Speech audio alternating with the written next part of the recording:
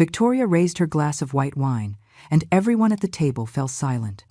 It was one of those uncomfortable silences that announce bad news. I was sitting at the end of the table, as always, in the chair furthest from the window. My grandson Liam was next to me, his jaw set tight. Richard, my son, looked at his wife with a mixture of pride and nervousness that I knew all too well. Victoria's house smelled of expensive perfume and fresh flowers she had arranged herself that afternoon. Everything was white and gray, modern furniture, abstract paintings on the walls. No family photos, no memories. Just design. Just appearance. I was wearing my beige dress, the same one I wore for Sunday service. I knew it was not enough for her. It never was. They had invited the whole family to announce the final details of the wedding. Cousins, uncles, close friends. About 20 people around that long, light wood table that looked like it had been ripped from a catalog. Victoria had cooked, or rather, she had hired someone to cook. Everything was perfect. Too perfect. She smiled and looked at each guest before speaking. Her dress was cream-colored, fitted, elegant. She wore her hair in a low bun. She looked like an actress about to recite a rehearsed speech. "I want to thank you all for being here tonight," she began, her voice soft but firm. "Liam and I have been planning this day for months, and we want it to be perfect. Absolutely perfect." There was polite applause. I did not clap. I just held my water glass with both hands, feeling the cold glass against my palms. Liam did not clap either. I noticed it out of the corner of my eye. "Because of that," Victoria continued, "we have made some important decisions regarding the ceremony and the reception. Decisions that, while difficult, we believe are necessary to maintain the harmony and elegance of the event." Something in her tone put me on alert. I knew that voice. It was the same one she used when she asked me not to visit without calling first. The same one she used when she told me my clothes were not appropriate for her social gatherings. "The ceremony will be intimate," she said, looking directly at where I was sitting now. "Only immediate family inside the church. Parents, siblings, Liam's paternal grandparents. The reception, however, will be larger. You are all invited to the party, of course." I felt something inside me contract. Paternal grandparents. She had said paternal grandparents. Liam's mother's parents had died years ago. I was the only living grandmother, and she had just excluded me. There was a confused murmur among the guests. My cousin Betty looked at me from the other side of the table with wide eyes. Richard lowered his gaze to his plate. Coward. He had always been a coward. "Victoria," someone said. "I think it was Frank, Richard's cousin. Margaret is the grandmother. She should be at the ceremony." Victoria smiled. That icy smile that never reached her eyes. "Of course Margaret is important to us," she replied, and the way she pronounced my name sounded fake, almost mocking. "But we have decided that the ceremony must be small, select. Margaret will be at the reception, where she can enjoy herself with all the other guests. It will be more comfortable for her, don't you think? The church has steep steps. And well, at her age, at my age." The words fell on me like stones. I felt the heat rising up my neck, up my cheeks, but I said nothing. I could not. My throat had closed up. "Besides," Victoria added, taking a sip of her wine, "we want the ceremony to be something special, only for the people who have really been a fundamental part of Liam's life, the people who have shaped him, who have invested in his education, in his future." Invested. That word pierced me. I had invested every single dollar I had in that boy. Every single damn dollar. When Richard lost his job and Victoria was still studying architecture, I paid for Liam's tuition for 2 years. I sold the jewelry my husband had given me. I worked until I was 65 sewing dresses for the neighbors in the subdivision. My hands still have the needle marks. But she did not know any of that. Or maybe she did, and that was exactly why she was saying it. Liam squeezed my hand under the table. His hand was cold and trembling. I wanted to tell him it was okay, that it did not matter, but I could not. Because it did matter. It mattered too much. "Mom," Liam responded, "this isn't—" "Liam, please," Victoria interrupted him firmly. "We have already discussed this. It is our wedding. Our rules. Our rules." As if marriage were a private club that only some had access to. Richard finally looked up. He looked at me for a second, Just a second, and I saw something in his eyes. Guilt? Shame? Whatever it was not enough to make him speak. He looked down again and brought the glass to his lips. My son, the boy I had carried in my arms when his father died. The boy who cried at night because he missed the man he had barely known. The boy I promised would never be alone, that I would be enough. That boy was now a man who could not defend me in front of his wife. Betty stood up abruptly. Her chair made a shrill noise against the hardwood floor. "This is disrespectful," she said with a trembling voice. Margaret raised Richard alone. She worked until she broke her back to give him everything. And now? "Betty, please," Richard interrupted her, without looking at her. "It's not your place." "Not my place?" Betty let out a bitter laugh. "And what is your place, Richard? Sitting there like a mute while your wife humiliates your mother?" The table erupted in uncomfortable murmurs.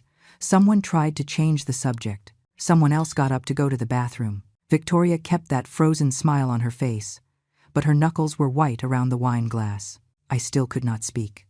Tears were gathering behind my eyes, but I was not going to let them fall. Not in front of her. I would not give her that pleasure. Liam stood up. He took his cell phone out of his pocket and held it up, looking at everyone present. There was something strange in his expression, something between fury and determination. "There is something everyone should know," he said in a clear, cold voice. "Something I have been keeping for weeks, because I thought maybe I was wrong. But after this, after what you just did to my grandmother, I have no doubts anymore." Victoria tensed.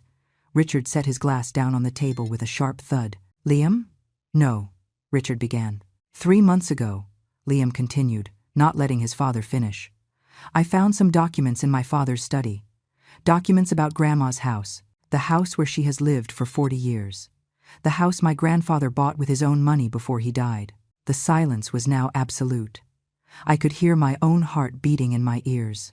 "Victoria and my father have been trying to transfer that property to their name," Liam said, and his voice cracked slightly. "Without my grandmother's consent. They forged her signature on several documents. They plan to sell the house to fund this wedding and a trip to Europe they have planned for next year." I felt the floor moving under my feet. The house, my house. The house where I had raised Richard, where I still kept my husband's shirts in the closet because I did not have the heart to throw them away. The house where Liam had spent all his childhood summers. Victoria stood up suddenly, so fast that her chair fell backward. "That is a lie," she said in a sharp voice. "Liam, you have been very stressed with college. You are clearly confused." "I have the copies," Liam interrupted her, showing his phone. "Photographs of every document, emails between the two of you, conversations with the lawyer you hired, everything." Richard had gone completely pale. He opened his mouth, but no sound came out. Betty grabbed my arm. I think she thought I was going to faint. Maybe I thought so too, but I did not faint. I remained seated, looking at my son, the man who had betrayed every sacrifice I had made for him. "Mom," Richard said finally, and his voice sounded distant, almost unreal. "Let me explain. It's not how it sounds. We just wanted—" "What?" I interrupted him, and my own voice surprised me. It sounded calm, too calm. "You just wanted to rob me? You just wanted to leave me on the street? You just wanted to erase me from your lives?" He did not answer. Victoria had started to cry, but they were tears of rage, not regret. I stood up slowly. I felt my legs weak, but I stood firm. I looked at every person at that table. Some looked away. Others looked at me with pity. But Liam looked at me with something different, with loyalty, with love. "Not important enough for our wedding," I repeated Victoria's words in a low voice. "That was what you said. And maybe you are right. Maybe I am not important. But my house is, my dignity is, and my grandson.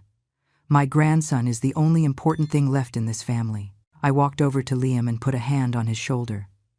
"Keep those documents," I told him. "We are going to need them." Then I turned around and walked toward the door without looking back. I heard Richard calling me.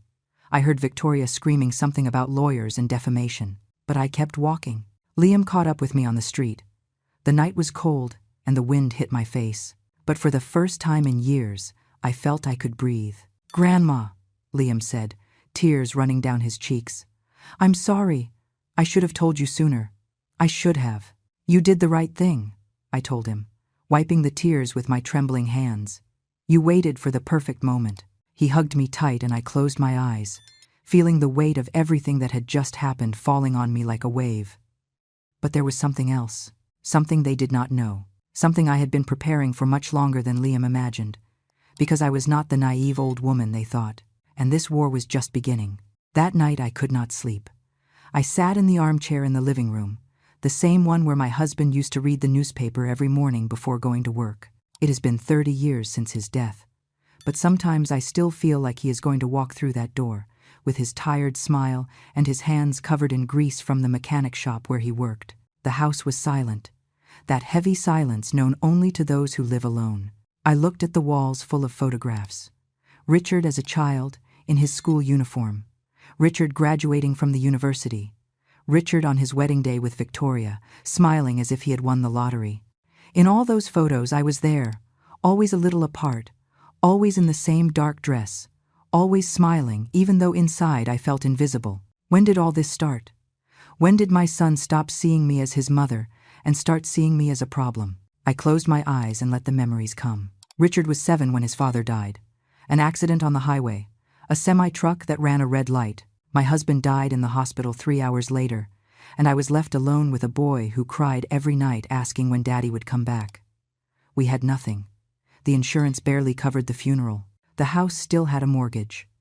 I worked cleaning offices in the mornings and sewing in the afternoons.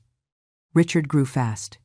He needed new shoes every 6 months, uniforms, books, school supplies. He never lacked anything. Never. Even if I had to skip meals, even if I had to wear the same clothes for years, he always had what he needed. He was a bright boy. He got the best grades in his class. The teachers said he had a future, that he could go far if he kept studying. And I clung to that hope as if it were the only thing keeping me alive. When it came time for college, we did not have the money for tuition. Richard wanted to study business administration at a private university. It was expensive, very expensive. But he had gotten a partial scholarship for his grades. We just needed to cover the rest. I sold my mother's jewelry, a gold necklace that had belonged to my grandmother, the pearl earrings my husband gave me for our 10th anniversary. They were not worth much, but it was enough for the first semester. I paid for the following semesters by working double shifts. I stopped going to church on Sundays because those were the only mornings I could sew for the clients who paid better. Richard graduated with honors. He got a job at a big firm in the city. He made good money. He told me that now he would take care of everything, that I could stop working, that I deserved it. And for a while it was like that. He deposited money for me every month. Not much, but enough for the house expenses, for food, for medicine. Then he met Victoria. She was different from the girls Richard had dated before. She came from a family with money. Her father was an architect, her mother a doctor. They lived in an elegant part of the city, in a house with a garden and a pool. Victoria had gone to private schools. She spoke French perfectly. She had traveled to Europe twice. The first time I brought her home, I noticed how she looked at everything. Subtly, but I noticed. The way her eyes scanned the peeling walls, the old furniture, the curtains faded by the sun. She smiled and was polite. But there was something in that smile that made me uncomfortable. Richard started to change after that. He stopped visiting me as often. When he came, he stayed for a short time. He was always in a hurry, always had some meeting, some commitment. The monthly deposits started arriving later, sometimes a week late, sometimes 2. When he announced he was marrying Victoria, I was happy for him. I really was. I thought maybe she would make him happy in a way I never could. I thought maybe a wife was what he needed to feel complete. The wedding was big and expensive. They got married in a church downtown, with white flowers everywhere, and a banquet for 200 people. I sat in the 3rd row, not the 1st. Victoria said the 1st row was for the bridal party. Richard said nothing. I wore my best dress, the gray one I had bought years ago for Richard's graduation. Victoria wore a white dress that cost more than what I earned in a year. She was beautiful. I could not deny that. She looked like a princess from those stories I read to Richard when he was a child. After the wedding, the visits became even scarcer. Richard had his own life now, his own house, his own family. I understood. Or at least that was what I told myself. Liam was born 2 years later. When I got the call from the hospital, I felt my heart beating strong again. A grandson. I was going to be a grandmother. I thought maybe this would bring my son back to me. That maybe now he would understand everything I had felt, everything I had sacrificed. I went to the hospital with a gift wrapped in colorful paper, a little blanket I had knitted for weeks. It was baby blue with yellow ducks. I had put all my love into every stitch. Victoria was in the hospital bed, pale but radiant. Richard was by her side, looking at the baby with an expression I had never seen on him. Pure love. Awe. When I got closer, he looked up and smiled. "Mom, look, it's Liam. Liam Richard Marquez." They had named him after my husband. I felt tears welling up in my eyes. I took that tiny baby in my arms and knew I would love him with every fiber of my being. During the first few years, they needed me. Victoria had gone back to work almost immediately after giving birth. Her career was important, she said. She could not put it aside for motherhood, so I took care of Liam. I went to their house every morning. I fed him, bathed him, played with him, put him to sleep. Richard paid me for it. $50 a week. I never told him I did not need that money, that I would have done it for free, that every minute with my grandson was a gift. Liam grew up with me. His first words were in my house. He took his first steps in this living room, holding on to that same armchair where I am sitting now. When he had nightmares, he called for me, not his mother. When he was sick, he wanted me to take care of him. Victoria tolerated it. I think deep down it was convenient for her to have a free nanny. But there was always that tension, that discomfort when I arrived at her house. The way she frowned when Liam talked about the things we did together, the cookies we baked, the stories I told him, the old songs I taught him. "Margaret, don't give him so many sweets. He's going to get sick. Margaret, those clothes you bought him aren't the brand we use. Margaret, please don't teach him those old songs. They sound depressing." I nodded and smiled. I always nodded and smiled, because I was afraid. Afraid that if I protested, if I said something, they would take Liam away from me, and he was the only thing keeping me sane. When Liam turned 6, Victoria told me they didn't need me anymore. They had hired a professional nanny, a young girl with certificates and references, someone who spoke French with Liam and taught him modern things. Richard told me over the phone. He didn't even have the courage to tell me in person. "Mom, we need to make some changes. Liam is growing up and needs a different kind of care, but you can still visit him whenever you want." Whenever I wanted, as if I were a stranger, as if I needed permission to see my own grandson. The visits became scheduled. I had to call beforehand, ask if it was a good time. Sometimes Victoria said Liam had swimming lessons, or music, or that they were busy. I waited. I always waited. Liam continued coming to my house on weekends, at least for a while. But as he grew, those visits also became spaced out. He had friends, activities, soccer games. It was normal. It was part of growing up. But I missed him. I missed the little boy who hugged me and told me I was his favorite person in the world. Richard's monthly deposits stopped when Liam was 8. He said I didn't need them anymore, that I had my pension, that the house was paid off, and he was right. Technically, I didn't need them, but it hurt anyway. It hurt to feel like I wasn't useful anymore, that I was good for nothing. Victoria started making comments about my way of dressing, about my house, about my accent, always with a smile, always disguised as concern. "Margaret, you should update your wardrobe a little. There are very cheap stores where you can find modern things. Margaret, this house is too big for you alone. Haven't you thought about moving to a smaller apartment?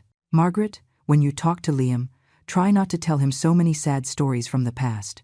It's important for him to have a positive mindset." Richard never contradicted her, never defended me. He just nodded and changed the subject. There was a moment, about 3 years ago, when I thought things would improve. Liam had started college and came to visit me more often. He told me about his classes, his friends, the girls he liked. We were reconnecting. I felt important to someone again. But Victoria noticed, and she didn't like it. She started planning family trips on weekends, outings, meals, events. Always when Liam had planned to visit me, he apologized, said he would come next week. But next week there was always something else. I stopped pressing. I stopped calling so much. I made myself small, invisible, so as not to bother. I thought if I made myself small enough, maybe they would let me stay in their lives, even if it was on the margins. And then came the documents. 6 months ago, Richard came to visit me. Something rare, because he never came alone. He brought some papers in a manila folder. He told me he needed me to sign some things related to the house. Legal procedures, taxes, boring things. I didn't understand much of that. He had always handled my important papers. I took the pen and was about to sign. But something stopped me. A voice in my head, maybe my husband's voice, telling me to wait. Let me read it first, I told him. Richard tensed up. Mom, they're just formalities, technical things you aren't going to understand. Those words hurt me. As if I were stupid, as if I were incapable. I still want to read it, I insisted. He sighed, annoyed, but left me the papers. He said he had to go, that he would come by in a few days to pick up the signed ones. That night I tried to read the documents. The legal language was complicated, full of words I didn't know, but I understood enough. I understood that they were transferring ownership of my house to Richard's name. I understood that I would be signing away my home, everything I had left of my husband, everything I had paid for with my sweat. I didn't sign. I put the papers in a drawer and waited. Richard called a week later. I told him I needed more time, that I wanted to consult with someone. He got angry. He told me I was complicating things, that I didn't trust him, that after everything he had done for me, this was how I repaid him. I hung up the phone trembling. It was then I knew something was very wrong, that my son, the boy to whom I had dedicated my life, was trying to take the only thing I had. But I said nothing. I didn't confront him. I just observed, and I waited. Because one thing I have learned in these 70 years of life is that people show their true faces when they think they have already won. And I needed to see how far they were capable of going. Now, sitting in my living room, with the echo of Victoria's words still resonating in my ears, I know my silence is over. I know the war I had been avoiding has finally arrived. And this time I am not going to make myself small. This time I am going to fight. The next morning I woke up with my body aching. I had slept maybe 2 hours, sitting in that armchair, my mind spinning like a whirlwind. Sunlight came through the kitchen window, illuminating the dust floating in the air. Everything looked old, worn, forgotten, like me. I made myself a coffee and sat at the table. My hands were shaking as I held the cup. It wasn't fear, it was rage. A rage I had been keeping for years, and that now threatened to explode. The phone rang 3 times that morning. It was Richard. I didn't answer. Then I got messages. First from him, then from Victoria. Mom, we need to talk. Last night was a misunderstanding. Margaret, Liam is very confused. We would like to clear things up with you before this gets out of control. Misunderstanding. Confused. As if I were the one inventing things. As if my grandson had lied. I deleted the messages without replying. I needed to think. I needed a plan. But, more than anything, I needed proof. Liam had said he had photographs of the documents, but I needed the originals. I needed something that no lawyer could refute. I dressed in my simplest clothes and went out to the street. The neighborhood was waking up. Betty was sweeping her sidewalk. Frank was opening his grocery store. They greeted me as always, with that warm familiarity of those who have been neighbors for decades. They knew nothing of what was happening, and I wasn't going to tell them. Not yet. I walked 4 blocks to the bakery on the corner. There, at a table in the back, Liam was waiting for me. He had deep circles under his eyes and wrinkled clothes. It looked like he hadn't slept either. "Grandma," he said, standing up when he saw me enter. We hugged in silence. He smelled of cold coffee and exhaustion. We sat down, and I ordered 2 hot teas. The bakery owner, a round and smiling woman, brought us sweet bread without us asking. She had known Liam since he was a child. "How are you?" I asked him in a low voice. He shook his head. "I should have told you sooner. Much sooner. But I was afraid you wouldn't believe me. Or, worse, that it would hurt you so much you wouldn't know what to do." "Tell me everything," I told him. "Everything you know. Everything you found." Liam took out his phone and put it on the table. He started showing me photographs. legal documents with my forged signature, emails between Richard and Victoria talking about the house, about how much money they could get if they sold it, about how to convince me to sign. "Look at this one," Liam said with a trembling voice, zooming in on a message. "It's from 2 months ago." It was an email from Victoria to Richard. I read it slowly, feeling every word sticking in my chest like a knife. "Richard, your mother is being difficult with the papers. Maybe you should pressure her more. Tell her it's for her own good, that the house is too big for her. If that doesn't work, there are other options. My cousin the lawyer says we can declare that she is not mentally fit to manage her properties. We just need a couple of witnesses to say she is confused, forgetful. It wouldn't be hard. She's 70 years old. Nobody would question the narrative." I felt the air escaping my lungs. Declare that I was crazy, take away my legal capacity, lock me in some nursing home while they sold my house and spent the money on trips and luxuries. "There's more," Liam said. "I found a budget. They are planning a trip to Italy next year. 3 weeks, 5-star hotels, first-class flights. It costs $35,000. And I also found this." He showed me another document. It was a preliminary contract with a real estate agency. They had already appraised the house. $200,000. My whole life, my whole past, reduced to a number on a paper. "The real estate agent is a friend of Victoria's," Liam explained. "She already told him the house would be available by the end of this year. She promised him an extra commission if he found a quick buyer." My hands gripped the teacup so hard I thought it would break. "How did you find all this?" I asked. Liam lowered his gaze.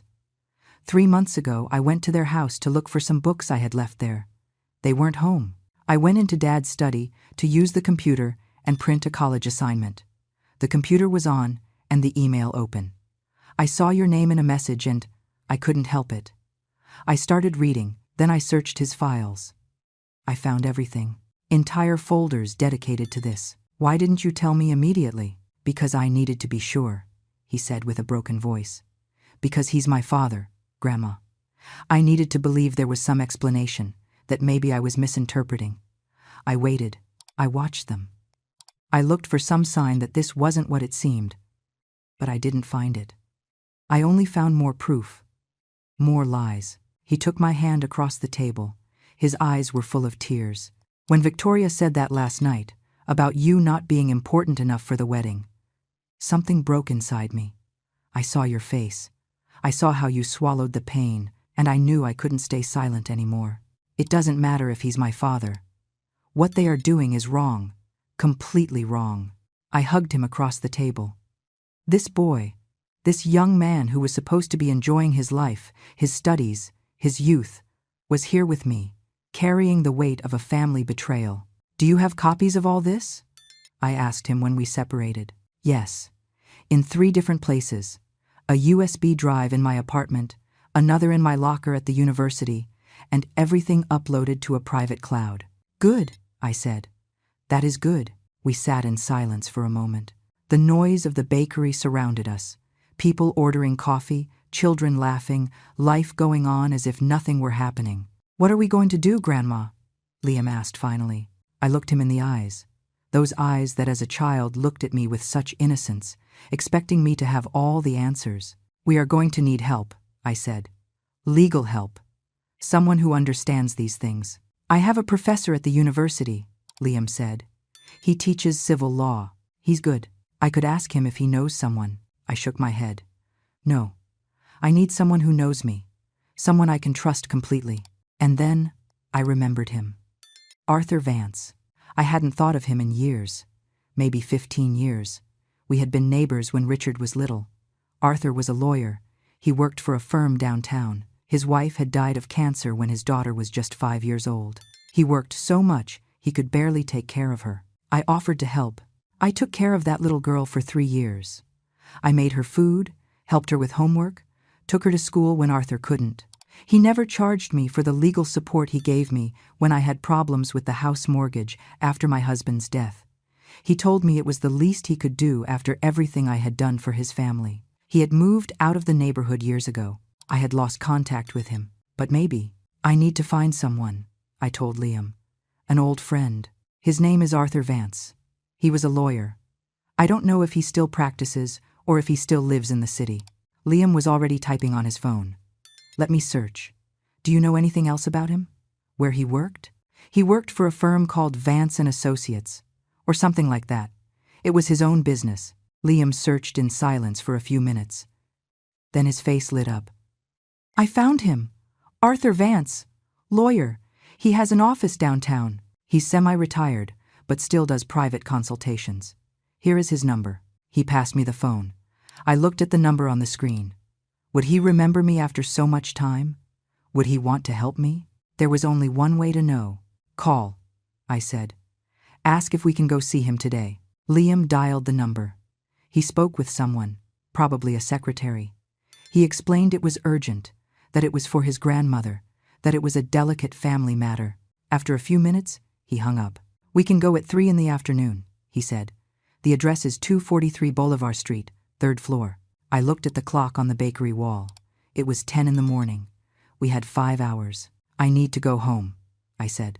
I need to find papers. The original property title, your grandfather's will, everything related to the house. I'm going with you, Liam said. No, you have classes. I don't care about classes. I'm accompanying you. I didn't argue. The truth is, I didn't want to be alone. Not in this moment. We walked back to my house. The sun was high now, and it was hot. My legs hurt, but I kept going. Liam walked beside me in silence, hands in his pockets. When we arrived, I found my old tin box where I kept all the important documents. It was on the highest shelf of the bedroom closet, behind the sheets I didn't use anymore. Liam had to get on a chair to get it down. We opened it on the kitchen table. Inside were all the papers of my life. The marriage certificate, my husband's death certificate, Richard's birth certificate, the property title of the house, with my husband's name in big letters, and my name underneath, the original deeds, the will.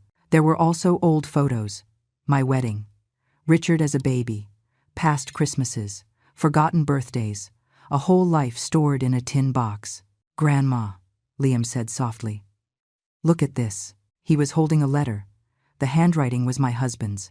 I recognized it immediately. For Margaret, my love, the letter began. If you are reading this, it is because I am no longer with you. There are so many things I want to tell you. Thank you for these years. Thank you for giving me a son. Thank you for making this house a home. The house is yours, Margaret. Only yours. No one can take it from you. It is in your name as much as mine. Take care of it. Live in it. And if one day you decide to leave it, let it be because you want to, not because someone forces you. I love you. I will always love you. Tears ran down my cheeks without me being able to stop them. Liam was also crying. No one is going to take this house from you, Grandma, he said with a firm voice. I promise you. We put all the documents in a folder. Liam photographed them one by one with his phone, just in case. Then we sat down to wait for 3 in the afternoon. The phone rang again. Richard again. This time I answered. Mom, please, we have to talk. There is nothing to talk about. Richard. Yes, there is. Liam is confused. He misunderstood some documents. I can explain everything. Misunderstood. I repeated slowly. He misunderstood the part where you wanted to take my house, or the part where you planned to declare me crazy? Silence on the other end. Mom, don't call me again, I said.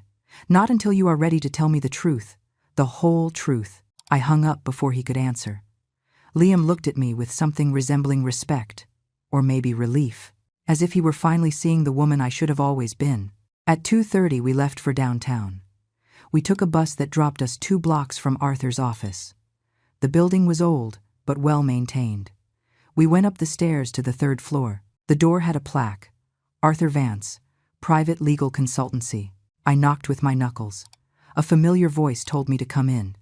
And when I opened that door, I knew everything was about to change. Arthur Vance stood up when we entered his office. For a moment we stood looking at each other in silence. He had aged, of course. His hair was now completely white, and he had more wrinkles around his eyes, but his gaze was still the same. Clear, direct, honest. Margaret Marquez, he said with a smile that reached his eyes. How long has it been? Too long, Arthur. He came closer and hugged me. A genuine hug, one of those that feels safe. He smelled of coffee and that old cologne men of his generation wear. Come in, "Come in. And this young man must be your grandson." "Liam," I said. "Liam, this is Arthur Vance, an old friend of the family." They shook hands. Arthur invited us to sit in 2 chairs in front of his dark wood desk. The office was small but tidy. There were shelves full of law books, diplomas on the walls, a photo of a young woman in a silver frame. His daughter, I guessed. She wasn't the little girl I had cared for anymore. "Coffee? Tea?" Arthur offered. "No, thanks," I said. "We don't have much time and I need your help." Arthur sat down and clasped his hands on the desk. "Your call worried me. Liam mentioned it was urgent. Tell me what is happening." And I told him. Everything. From the first changes in Richard after meeting Victoria, to the humiliation of last night at the dinner, going through the documents Liam had found. I spoke for almost 20 minutes without stopping.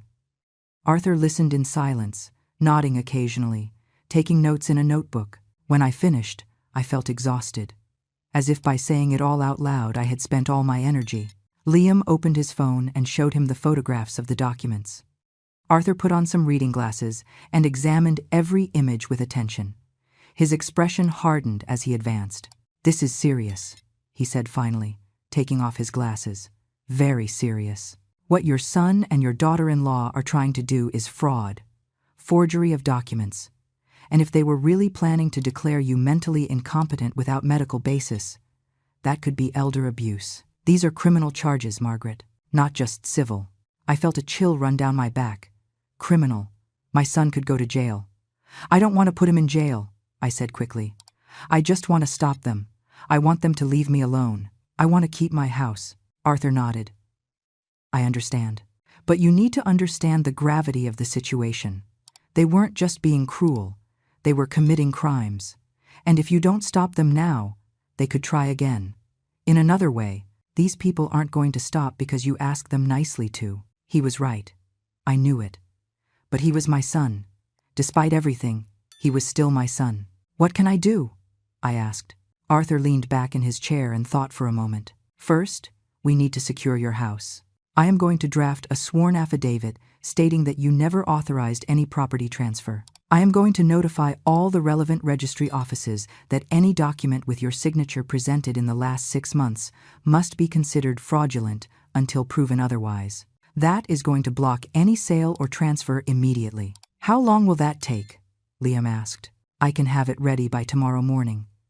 I have contacts in the registry offices. They will move fast if I explain the situation." "What else?" I asked. "Second, we need to document everything. Liam, those photographs you have are good, but we need more. We need access to the original email accounts, to the physical documents if possible. Do you think you could get them?" Liam bit his lip. "I could try. I still have keys to their house. They don't know I have them. But if they discover me, it is risky," admitted Arthur. "But it would be very useful. However, I am not going to ask you to do anything that puts you in danger. The photographs you already have might be enough." "I am going to do it," said Liam with determination. "Tonight, when they are asleep." "Liam, no," I started to say. "Grandma, I have to do it. For you. For the grandfather I never met, but whose house they are trying to steal. I have to do it." Arthur looked at both of us. "If you are going to do it carefully. Go in, get what you need, and get out. Don't stay longer than necessary. And if something goes wrong, you leave immediately. Understood?" Liam nodded. "Third," continued Arthur, "we need to think about the long term. Margaret, have you considered making a new will? One where you specify exactly what you want to happen to your property when you are no longer here." "I have a will," I said. "Old. Everything went to Richard. You need a new one. Urgently. Given what is happening, I would recommend considering other options. Liam, for example. Or dividing the property in ways that protect your interests." The idea of disinheriting Richard hurt me. But it made sense. If something happened to me tomorrow, everything I had would go directly into the hands of the person who was trying to steal it from me. "I can draft a new will too," said Arthur. "No cost. Consider it a favor for all those years you took care of my daughter." "Arthur, don't argue. Margaret, you helped me when I needed it most. Now let me help you." I felt the tears threatening to come out again. but I held them back. I needed to keep my head clear. There is a fourth thing, said Arthur, his tone becoming more serious. You need to consider the possibility of making this public. Very public. What do you mean? Your grandson's wedding is in 2 weeks, right? Yes. Well, he was my grandson. Now I don't know if he will go ahead after last night. He is going to go ahead, said Arthur with certainty. People like your daughter-in-law don't cancel expensive weddings. She has too much pride, too much emotional and social investment. She is going to go ahead, probably pretending nothing happened. And what does the wedding have to do with it? Arthur leaned forward. Margaret, these documents Liam found are explosive. But using them in court could take months, maybe years. Your son's lawyers could delay, appeal, complicate everything. Meanwhile, they would keep trying to find ways to take the house. So we use the most powerful weapon there is. Public shame, social pressure. Imagine this. The wedding is at its highest point. All of Victoria's important friends are there. The family, your son's work colleagues. And in that moment, the truth is revealed. Not in a courtroom where no one sees them, but in front of everyone they want to impress. Liam straightened in his chair. Like what I did last night, but multiplied by 100. Exactly. But organized, planned, with irrefutable evidence. Not just to embarrass them, but to ensure they can never try something like this again. Because everyone will know, and no one will want to be an accomplice. The idea terrified and thrilled me at the same time. Part of me wanted to run from all of it. Disappear, let them keep everything, and just go far away, where no one could hurt me anymore. But another part, a part that had been asleep for too long, wanted justice. I wanted Richard to look into the eyes of his friends and see the disappointment. I wanted Victoria to feel even a fraction of the pain she had caused me. How would we do it? I asked in a low voice. Arthur smiled. It was a sad but determined smile. Let me think about the details. But the basic idea is simple. We document everything. We prepare a clear presentation of the facts, and at the precise moment, we reveal it. Maybe during the speeches, maybe before. Depends on how solid our evidence is. We would need all the guests to see it, said Liam. Not just hear it. They would need to see it to believe it. Exactly. That's why those original documents are so important. We can project them, show the emails, the forged signatures compared to your real signature. Everything. What if Richard simply leaves? I asked.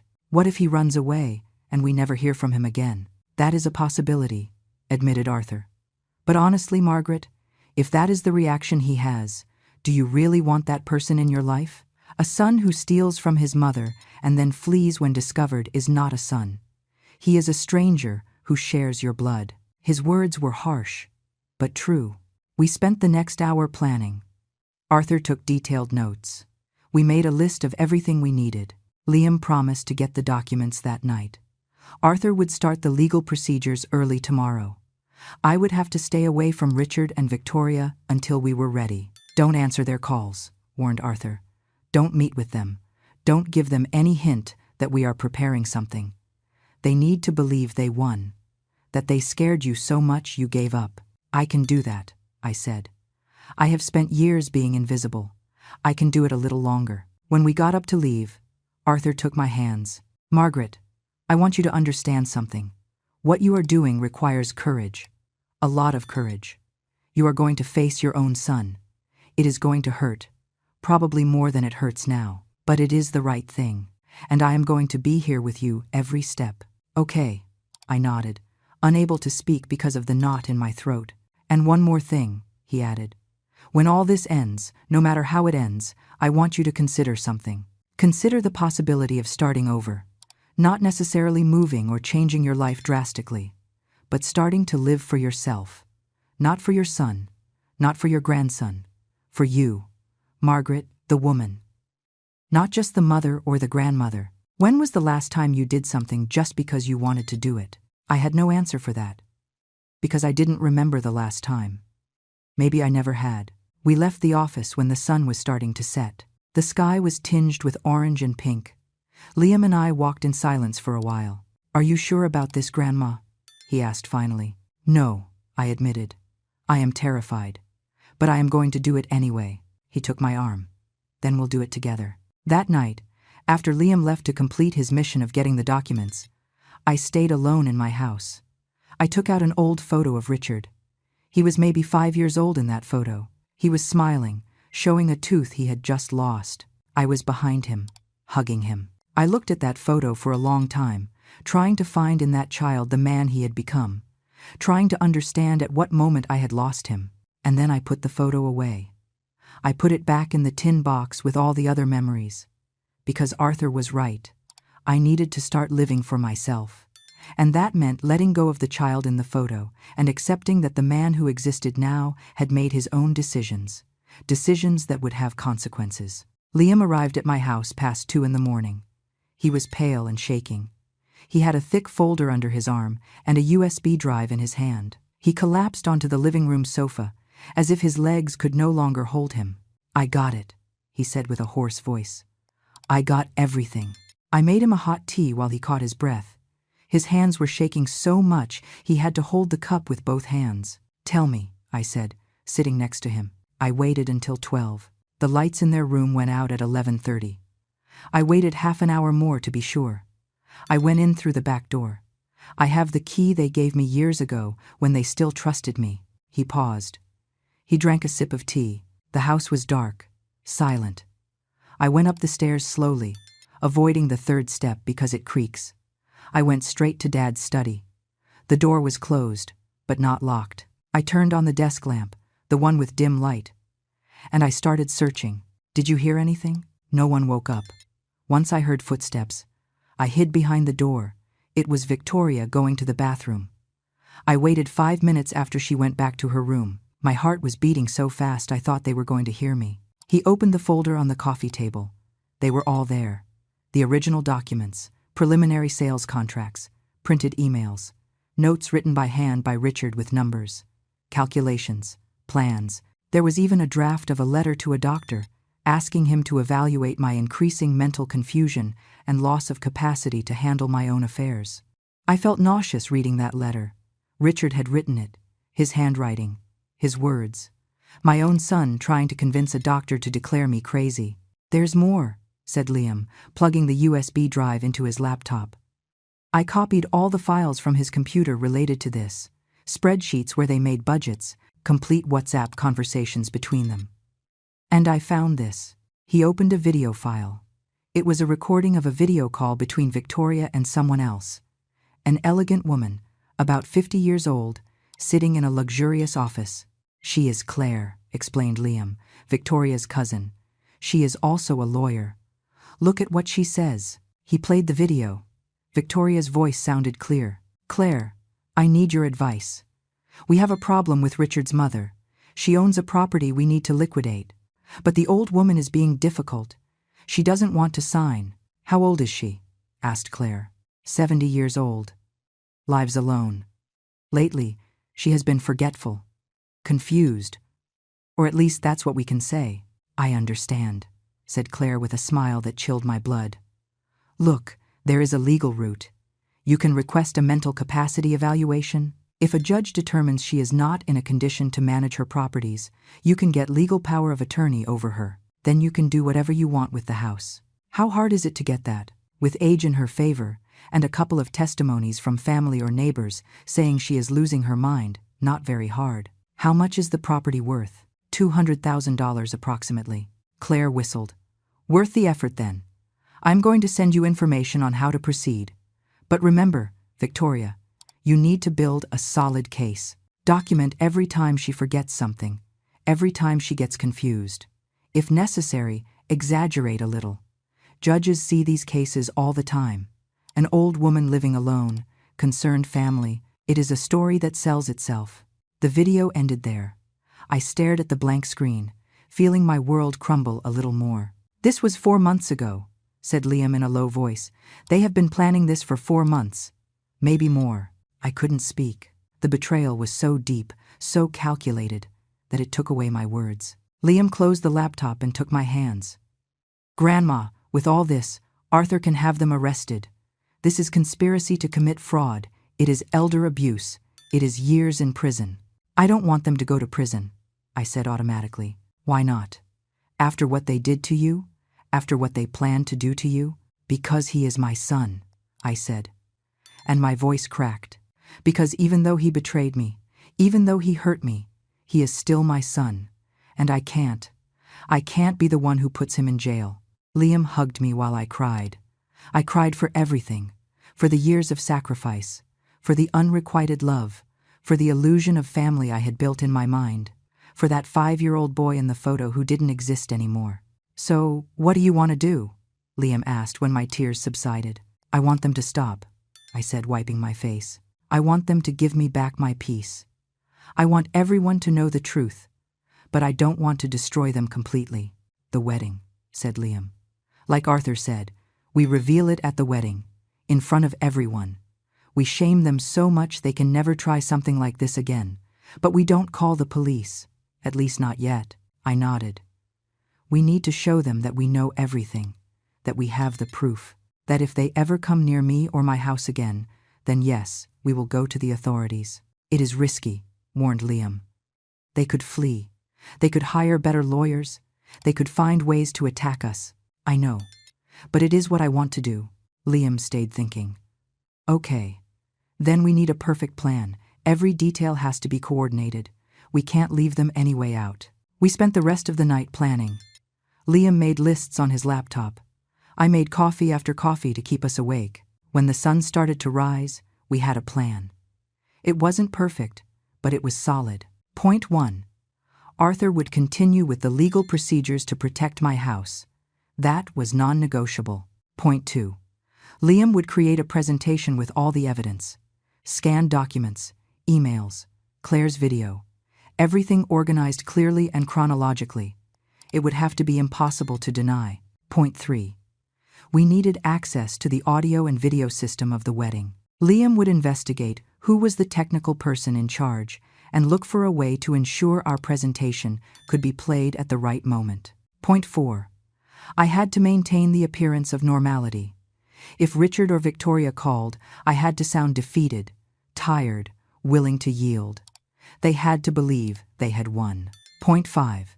The day of the wedding, I would go. Not as the guest of honor, as they had made clear, but as a witness, as the woman who was about to recover her dignity. At 7 in the morning, Liam went to sleep for a few hours before going to the university. I stayed alone, looking at all the documents scattered on my table. Richard called at 9. This time I answered. Mom, his voice sounded relieved. Thank you for answering. We need to talk, please. I am tired, Richard, I said. And I didn't have to fake the tiredness in my voice. Very tired. I know. And I'm sorry. I'm so sorry. The wedding thing was a misunderstanding. Victoria was stressed. She said things she didn't mean. Liam said you wanted to take my house. Silence. Then, Mom, Liam is confused. He found some old papers, documents from when we were exploring options to help you. Nothing definitive, nothing bad.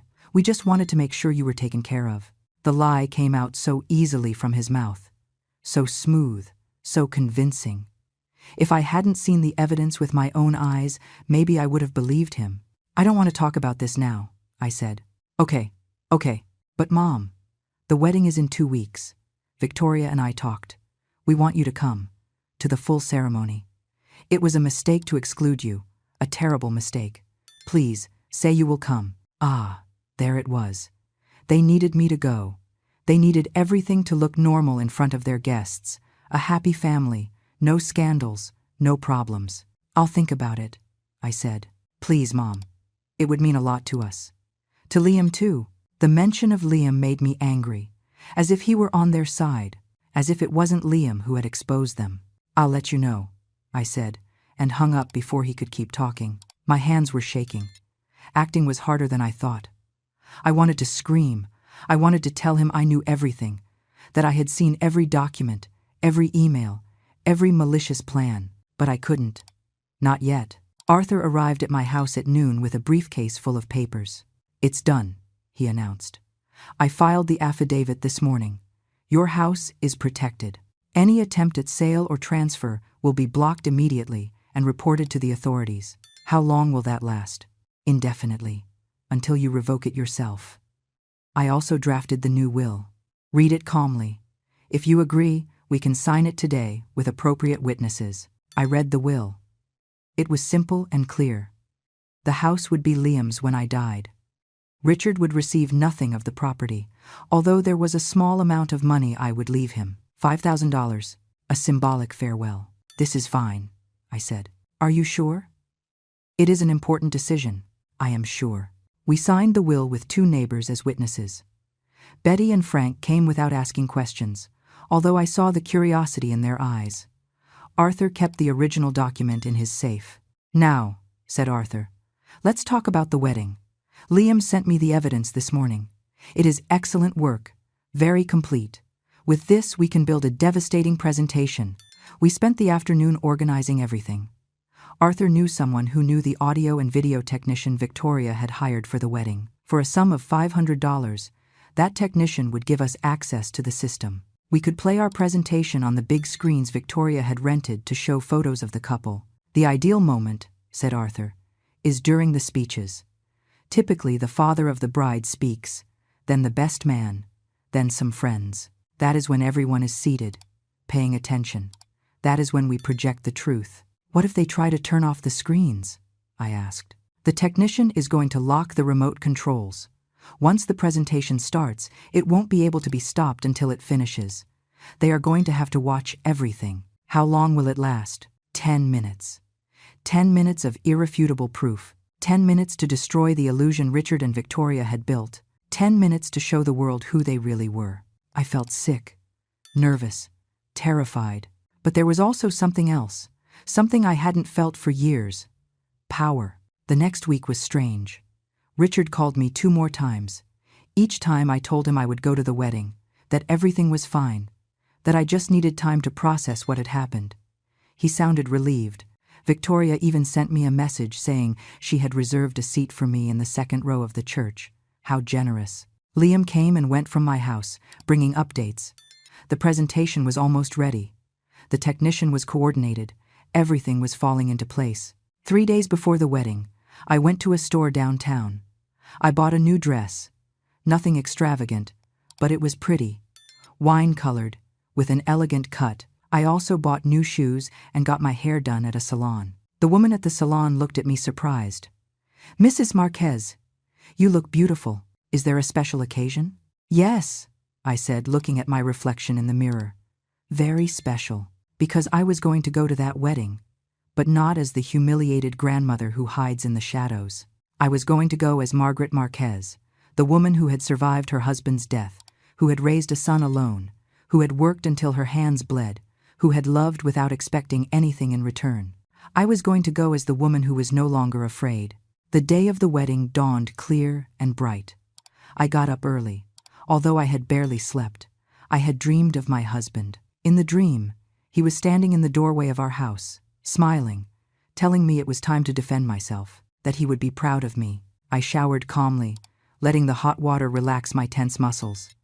I put on the new wine-colored dress, the shiny shoes. I put on light makeup, something I hadn't done in years. When I looked in the mirror, I almost didn't recognize myself. I looked like a different woman, stronger, more sure. Liam arrived at 10 in the morning. He was wearing his dark suit, freshly ironed. He had circles under his eyes, but his eyes shone with determination. "Ready, Grandma?" he asked. "Ready?" I answered, although my stomach was in knots. "Arthur is already at the venue. The technician confirmed this morning. Everything is prepared. The presentation will play automatically at 3:15 in the afternoon, right after the best man's speech. And if something goes wrong?" Liam showed me his phone. "I have a backup. If the system fails, I can project it from here. And Arthur has another backup on his tablet. It cannot fail, Grandma. We won't allow it." I nodded, trying to calm my nerves. The wedding was at an event garden north of the city. An expensive place, with water fountains, old trees, and perfectly cut lawns. We arrived at 11:30. The ceremony would start at noon. There were people everywhere. Women in elegant dresses and big hats, men in dark suits, waiters serving champagne in tall glasses. Victoria had done everything big. There must have been at least 200 people. No one greeted me when I entered.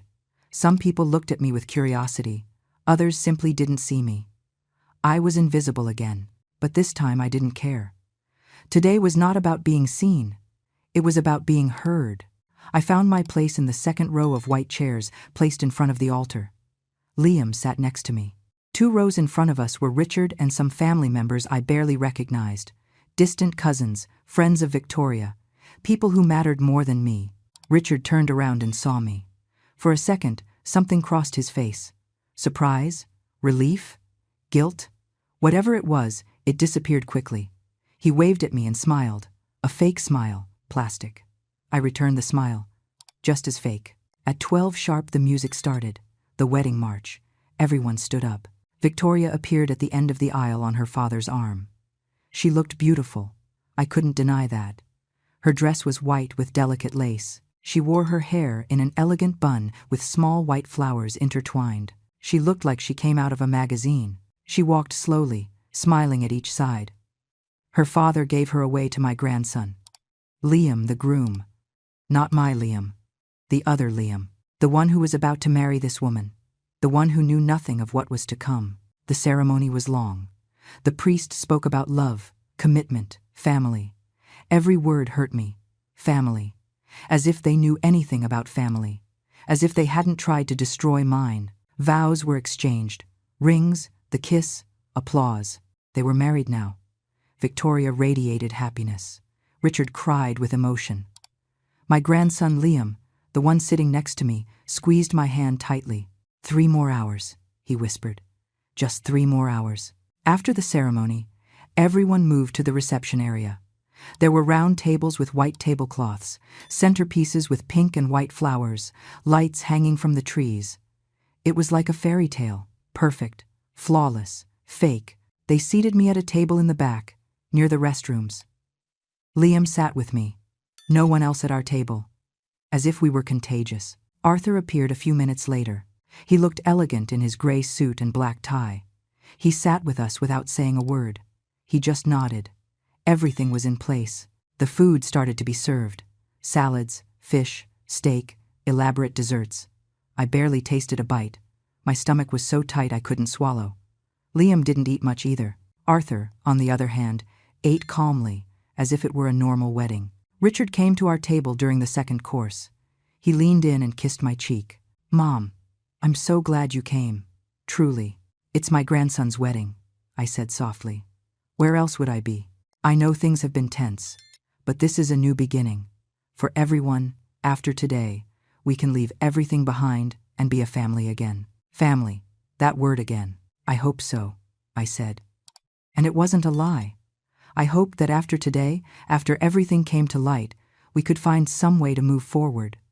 Although I didn't know what that would look like, Richard left to attend to other guests. Victoria did not come over. She didn't even look at me. She was too busy being the center of attention, posing for photos, hugging her friends, laughing loudly. The hours passed slowly. Every minute seemed like an eternity. I looked at my watch. 2:30. 45 minutes left. The waiters cleared the plates. They brought coffee and tea. The lights dimmed slightly. In the front of the hall, there were 2 giant screens. Until now, they had been showing photos of the couple. Liam as a child. Victoria as a child. Photos of them together. No photos of me. Not one. Not a single one. The master of ceremonies took the microphone. A young man with an animated voice. Ladies and gentlemen, it is time for the speeches. First, let's hear a few words from the father of the bride, the architect Alonso Ruiz. Alonso went up to the small stage. He spoke for 10 minutes about his daughter, about how proud he was, about the wonderful man she had chosen, about the bright future that awaited them. Everything was nice. Everything was perfect. Then it was the best man's turn. A friend of Liam, the groom. He told funny stories from college, about trips, about adventures. People laughed, applauded. My Liam squeezed my hand. Now, he whispered. The best man finished his speech. Applause filled the room. The master of ceremonies took the microphone again. Thank you very much. And now, we have a special presentation for... The screens flickered. The image changed. It wasn't photos of the happy couple anymore. Now, they showed a document. The property title of my house. In big letters it said, The truth about the Marquez family. The room went silent. The master of ceremonies stopped mid-sentence. Victoria stood up abruptly. Richard stared at the screens with his mouth open. Arthur's voice began to play through the speakers. Calm, professional, authoritative. Good afternoon. My name is Arthur Vance, attorney at law. I regret interrupting this celebration, but there is information that the guests present need to know. Documents appeared on the screens. One by one. The fake contracts with my forged signature. The emails between Richard and Victoria talking about selling my house.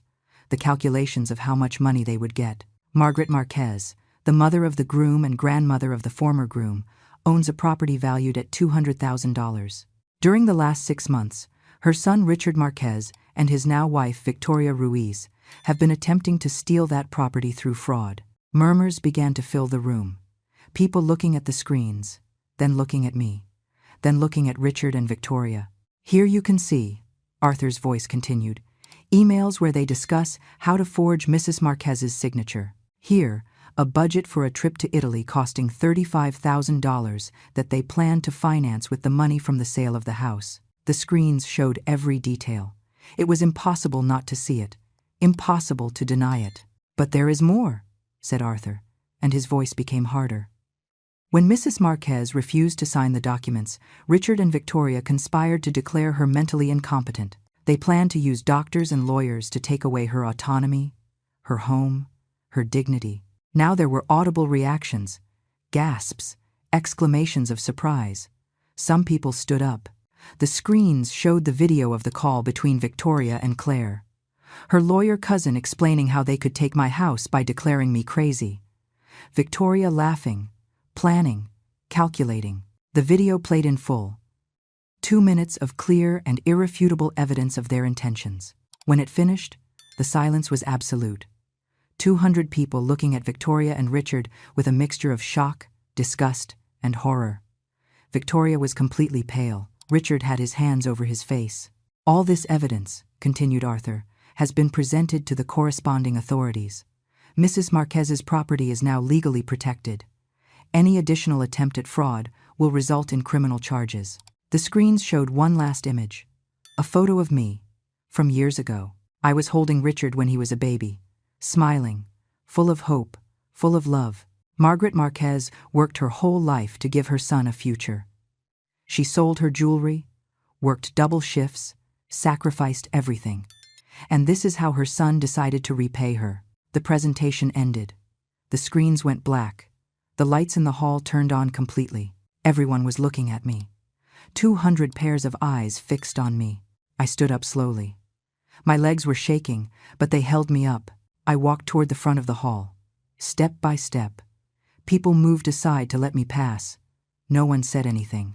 I reached where Richard and Victoria were. My son couldn't look me in the eyes.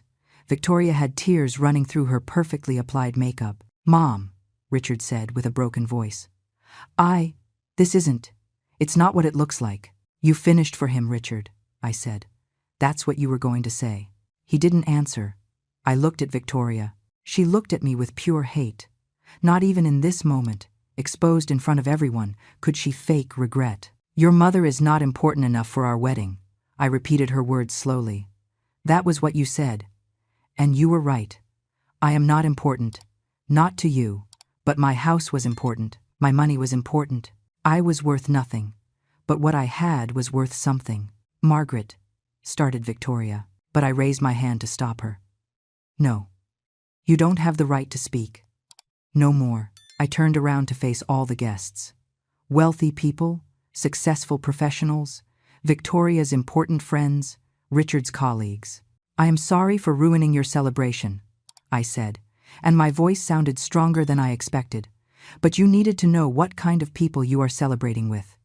You needed to know the truth." An older woman in the front row started clapping, then another person, and another. Soon, half the room was clapping. Clapping for me. Richard sank into his chair with his hands over his face.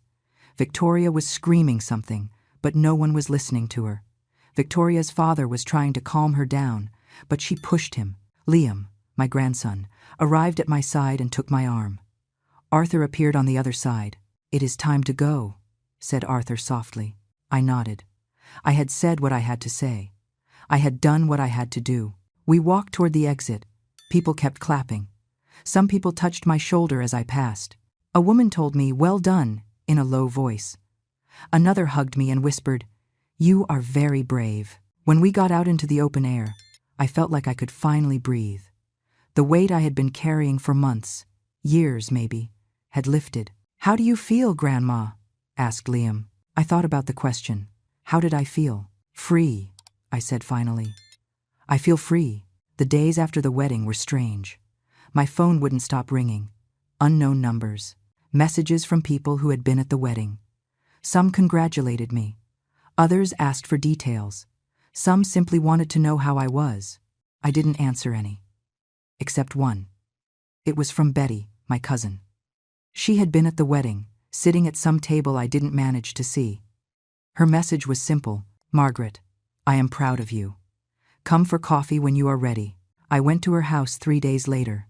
She lived 6 blocks from mine, in a small house with a garden full of flowers. She received me with a long and tight hug. "Everyone saw it," she said as we sat in her kitchen. "Everyone is talking about this. Victoria's friends, her colleagues from work, even people who weren't even there but found out from others. What do they say? That you did the right thing. That Richard and Victoria are wretches. That they deserve to be exposed like that." Betty poured me coffee and sat in front of me. Victoria resigned from her job, or she was fired, I'm not sure. Apparently her bosses didn't want to be associated with someone who tries to steal from her elderly mother-in-law. I felt a pang of something. Satisfaction? Guilt? I wasn't sure. And Richard? He's still working, as far as I know, but I heard he is being investigated internally. The company where he works has strict ethics codes. They don't like this at all. I drank my coffee in silence. I had wanted justice, not destruction. But maybe both things came together.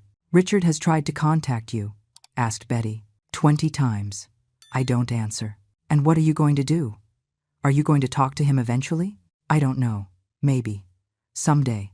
When I'm ready. If I am ever ready." My phone vibrated. It was Liam, my grandson. "Grandma, I need to see you.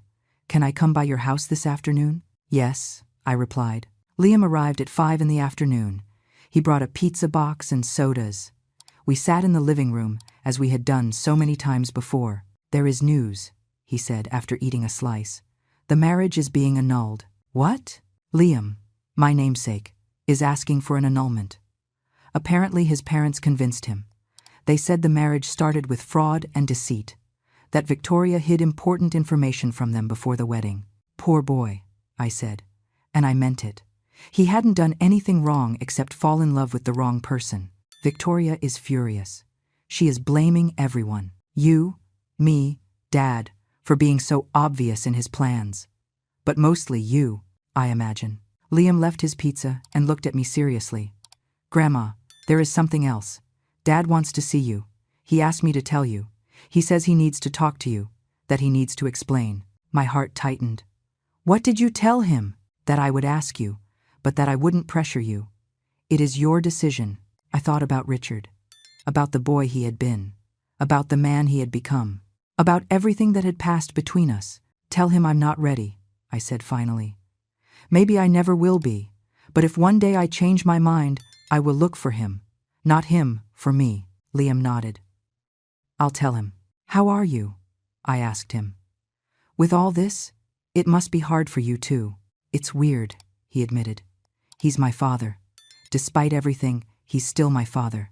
But I also know what he did was wrong. Completely wrong. And I can't pretend it didn't happen just because he's my blood." "You are a good man, Liam. Better than your father. Better than me at your age. I learned from the best," he said, smiling slightly. That night, after Liam left, I sat in my armchair. The same armchair where my husband used to read. The same one where I had spent so many nights alone. But tonight, I didn't feel alone. I felt accompanied by something different. By myself. I thought about Arthur and his words. About starting to live for me. About doing things because I wanted to do them, not because someone else needed me to do them. When was the last time I had done something just for me? When was the last time I had thought about what I wanted, not what my son needed or my grandson expected. I couldn't remember. I looked around my house, the walls I knew by heart, the furniture that had been there for decades, the photos, the memories. It was my house. No one had taken it from me. No one would take it from me. But maybe it was time to think about what I wanted to do with it, with my life, with the time I had left, because for the first time in 70 years, that time was completely mine. The next day, I received a letter. It was from Richard, handwritten. The handwriting shook in some parts. "Mom," it began, "I don't expect you to forgive me. I don't expect you to understand me. I only hope you read this." The letter continued for 3 pages. Richard explained how it all started, the debts he had, the pressure to maintain a lifestyle he couldn't afford, Victoria pushing him, telling him his mother had more than she needed, that it would be easy, that I wouldn't even notice. "I convinced myself I was helping you," he wrote, "that the house was too big for you, that you would be better off in a smaller place. I lied to myself until I almost believed it." The letter ended with an apology. Long, detailed, probably sincere. "I don't ask you to forgive me. I only ask that one day, maybe, you can remember me as something more than the son who betrayed you, as the boy you loved, as the person I was before I lost myself." I folded the letter and put it in a drawer. I didn't throw it away, but I didn't answer it either. Maybe one day I would be ready to answer. Maybe not. For now, I had other things to think about. I had a life to start living.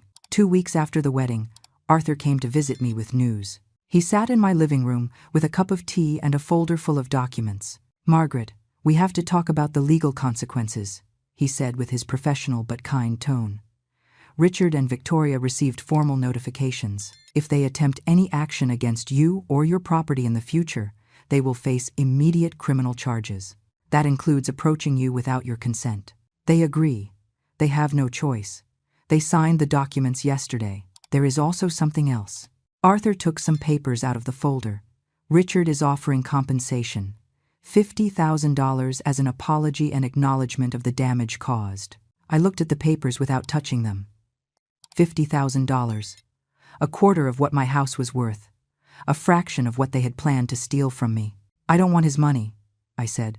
"Margaret, think about it. It is money that belongs to you by right, for everything they put you through. You could use it to fix the house, to travel, for anything you want. If I accept that money, I feel like I'm putting a price on my pain, as if $50,000 could erase what they did." Arthur nodded slowly. "I understand. But consider this. Refusing the money changes nothing. It doesn't make Richard feel less guilty. It only leaves you without additional resources you could use." I thought about his words. He was right, as always. "Okay," I said finally. "I accept the money, but I don't want it now. Put it in a separate account. Maybe one day I'll use it, or maybe I'll leave it to Liam in my will. However you want, I'll take care of everything." After Arthur left, I stayed thinking about the money, about what it represented. It wasn't a real apology. Money could never be an apology. But it was an acknowledgement, an admission of guilt that Richard could never deny. The days passed faster now. Liam came to visit me twice a week. Sometimes he brought his college books and studied at my kitchen table while I cooked. Other times we just sat to talk about everything and nothing. "Grandma," he told me one afternoon while we were having coffee, "I've been thinking about something. Why don't you do something you've always wanted to do? Something you could never do because you were busy taking care of others." "Like what?" "I don't know.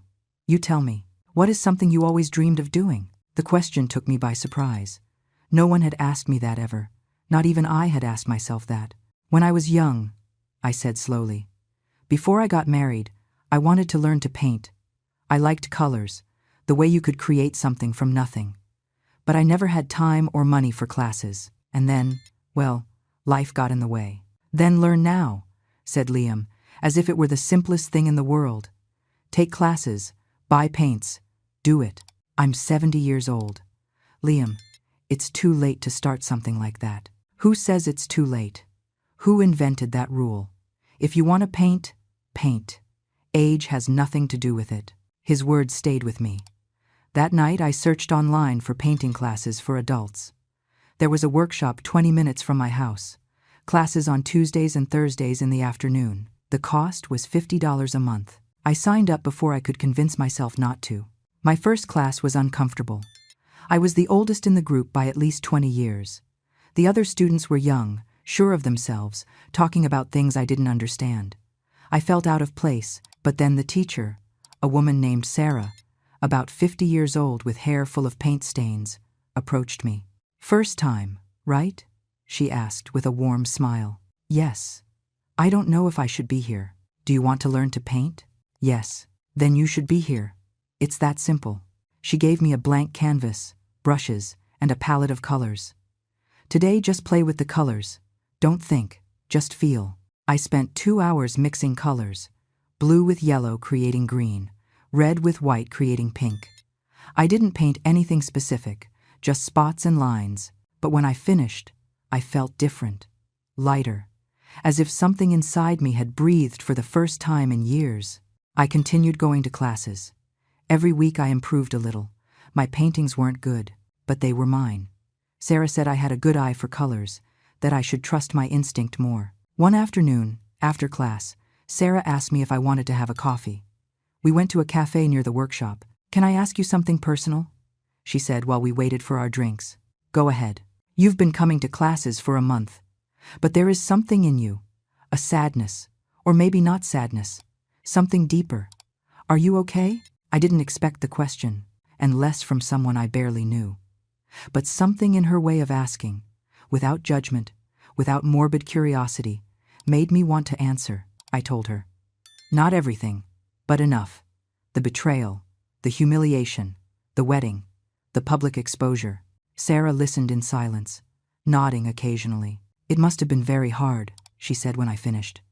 "But you did it. You defended yourself. That requires a type of strength that most people never have to develop. I don't feel strong. Most of the time, I feel tired, old, alone. Strength doesn't always feel like strength. Sometimes it feels like survival, like simply getting up every day and moving forward." Sarah took a sip of her coffee. "And as for being alone, well, being alone is not the same as feeling lonely. You can be surrounded by people and feel completely lonely, or you can be alone and feel complete." Her words resonated in me for days. A month after starting painting classes, I received an unexpected call. It was from a woman who had been at the wedding. She introduced herself as Mrs. Henderson, a friend of Victoria's mother. "Mrs. Marquez, I know this is unusual, but I need to talk to you. Could we meet?" My first instinct was to say no, but something in her voice made me hesitate. "What do you want to talk about?" "About something that happened in my family, something similar to what happened to you, and how your bravery gave me the courage to face it." We met in a downtown cafe 2 days later. Mrs. Henderson was an elegant woman of about 60, with perfectly cut gray hair and intelligent eyes. "My son," she began without preamble, "has been managing my money for 5 years. After my husband died, I gave him power over my accounts because I thought he was younger, more capable. But lately I have noticed inconsistencies. Money missing. Bills without explanation. Do you think he is stealing from you?" I didn't know for sure, until I saw what you did at that wedding, until I saw how you exposed the truth without fear. It made me wonder why I was waiting, why I was afraid to ask questions, to demand answers. "And what did you do?" "I hired an auditor. He found that my son has been diverting almost $120,000 over 3 years. Fake investments, invented expenses, everything documented now. I am so sorry." "Don't be sorry. I came to thank you. If it hadn't been for you, for your bravery, I would still be letting them steal from me. I would still be the naive mother who blindly trusts her son." We stayed talking for 2 hours, sharing stories, sharing pain, but also sharing hope. The hope that it wasn't too late to reclaim our lives. When we said goodbye, Mrs. Henderson hugged me. Women like us need to remember that our kindness is not weakness, that our trust is not stupidity, that we deserve dignity. That night, sitting in my house, I thought about all the women like Mrs. Henderson. Like me. Women who had given everything, who had trusted completely, who had been betrayed by the people they loved most. How many more were there? How many were suffering in silence, believing they had no choice? an idea began to form in my mind. Maybe what happened to me could serve something bigger. Maybe my story could help other women find their own voice. I called Liam that night. "Grandma, are you okay?" "It's 11 at night. I'm fine. Better than fine." "Liam, I need your help with something important, whatever you need. I want to tell my story, publicly, not just what happened at the wedding, but everything, from the beginning, so other women know they are not alone, that they can defend themselves, that it is never too late." There was a silence on the other end. "Grandma," Liam said finally, with an excited voice. "That is incredible. How do you want to do it?" "I don't know yet. Maybe a blog, or social media, or interviews. You are young. You know about these things. We can do it all. We can create a complete platform. Your story deserves to be heard, Grandma. Not just by women like you, but by everyone." That night I went to sleep with a feeling I hadn't had in years. Purpose, direction, a reason to wake up every morning that went beyond simply surviving. My life had not ended with Richard's betrayal. It was just beginning. 6 months after the wedding, my life was completely different. Liam helped me create a blog. We called it "It's Never Too Late." I wrote my full story, every detail, every betrayal, every moment of pain, and every moment of triumph. The response was overwhelming. In 2 weeks I had 1,000 comments. In a month, 10,000. Women from everywhere writing to me, telling me their own stories, some worse than mine, others just beginning to suspect something was wrong. A 65-year-old woman wrote to me. "My daughter asked me to sign my house over to her name, in case something happened to me. After reading your story, I hired a lawyer.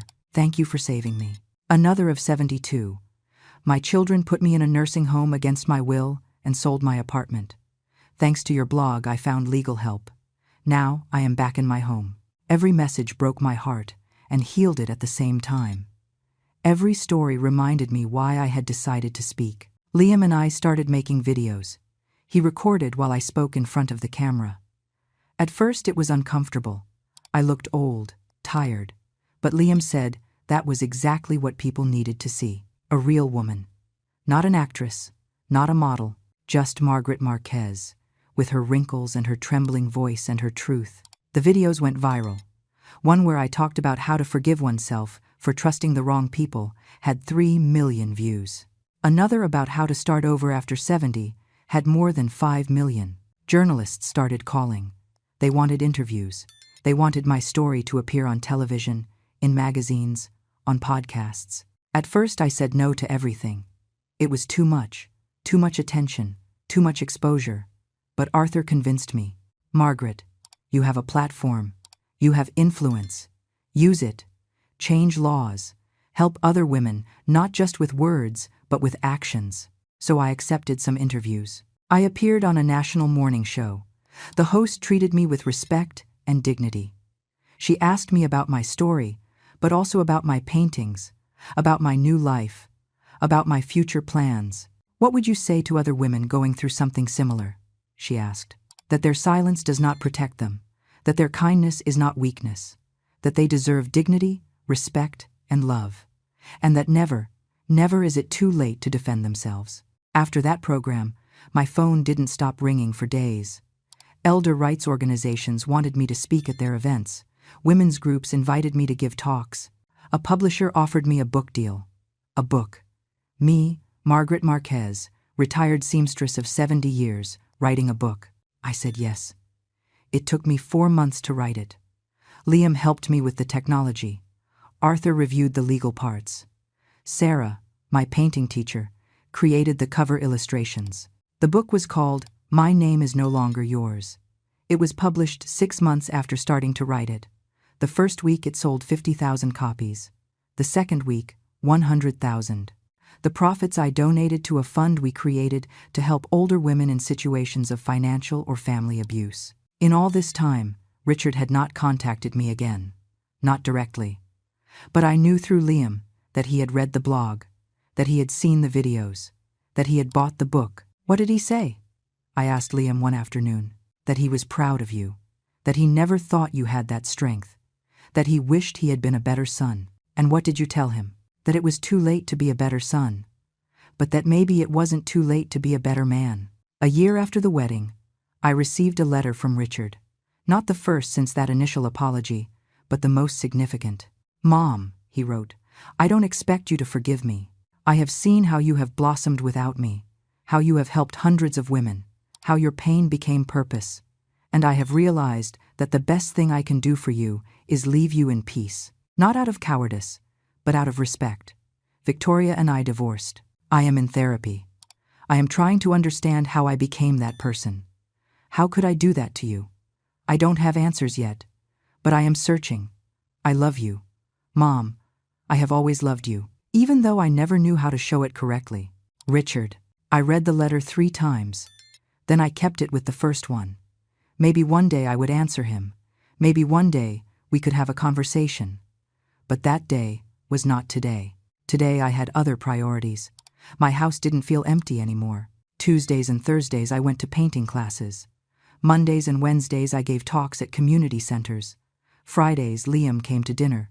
Weekends I painted, wrote, rested. I had turned the sewing room into a painting studio. The walls were full of my works. They weren't perfect, but they were mine. Every brushstroke was an affirmation of life, that I was still here, that I still had something to say. One afternoon, while I was painting the sunset I saw from my window, the doorbell rang. It was a young woman, about 30 years old, with a baby in her arms. "Mrs. Marquez?" she asked timidly. "Yes, I am Arthur Vance's daughter. Maybe you don't remember me. You took care of me when I was a child." I looked closer.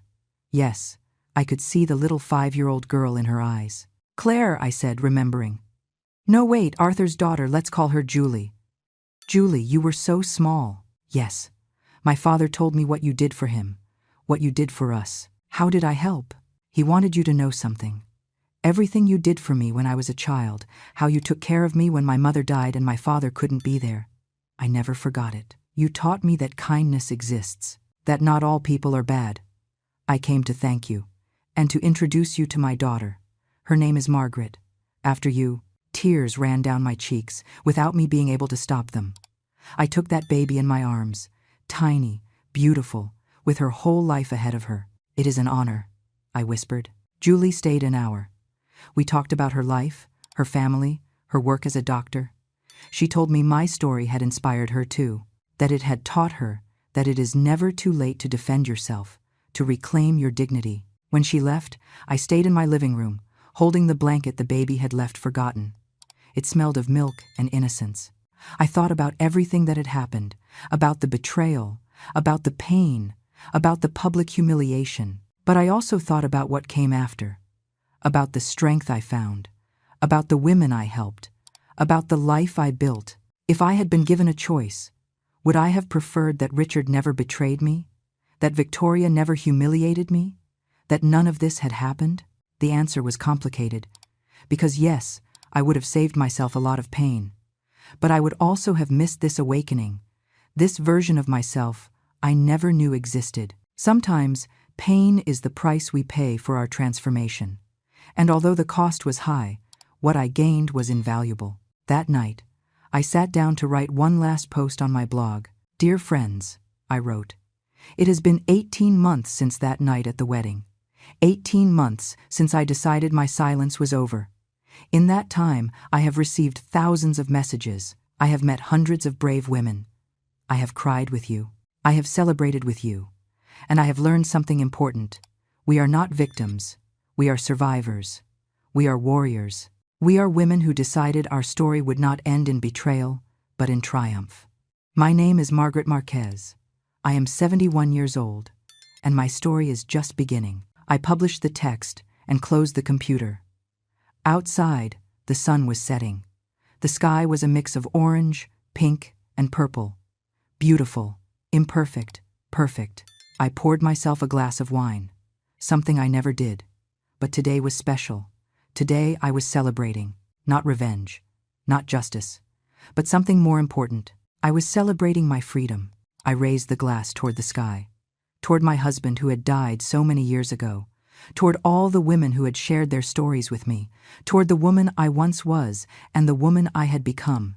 "For us," I said out loud, "for those who survived, For those who are fighting, for those who will come after. I drank the wine slowly, savoring every sip. And then I did something I hadn't done in a long time. I smiled.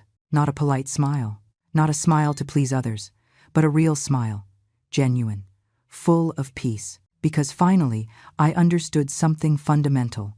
My name was no longer tied to my son, to my role as a selfless mother, to my story of sacrifice. My name was mine. Margaret Marquez, 71 years old, painter, writer, activist, survivor. And my story, my true story, was just beginning.